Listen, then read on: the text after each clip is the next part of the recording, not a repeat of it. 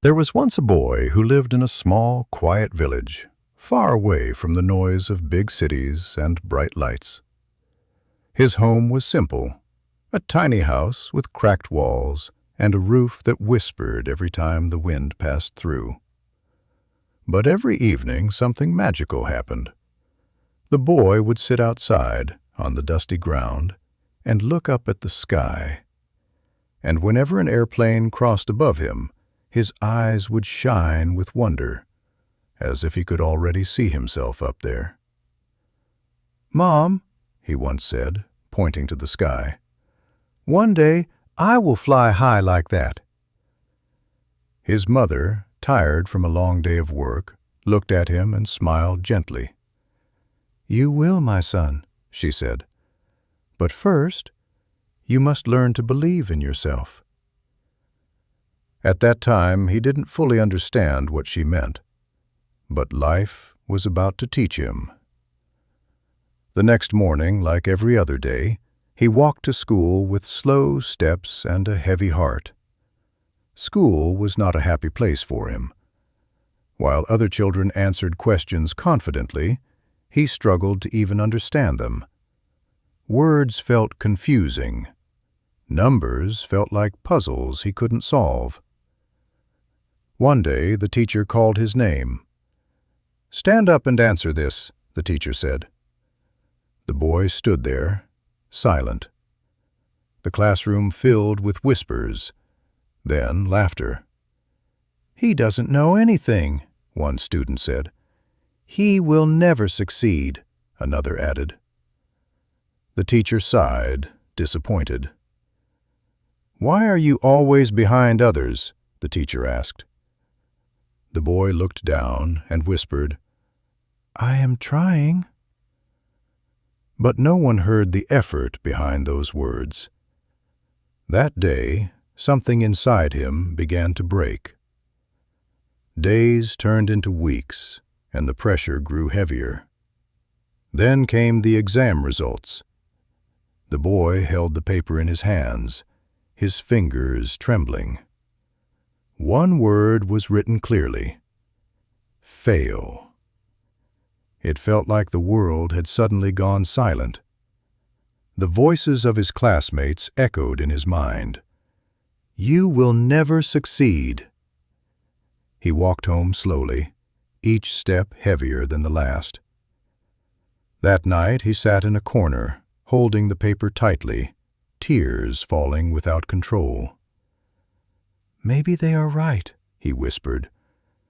"Maybe I am not good enough." His mother noticed the silence. She sat beside him, gently placing her hand on his shoulder. "Tell me what happened," she said softly. He showed her the paper, unable to speak. She looked at it, then at him. For a moment there was silence. Then she said something he would never forget. "Failure is not the end," she said firmly. "It is the beginning of becoming stronger."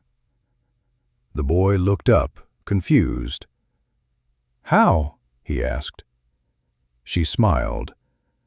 "Because now you know what it feels like to fall, and that means you can learn how to rise." That night something changed inside him.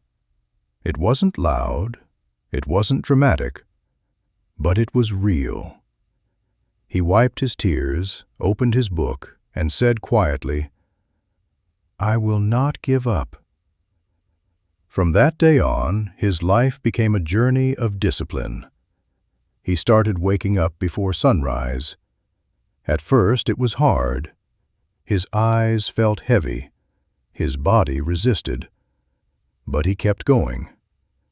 He studied slowly, one word at a time.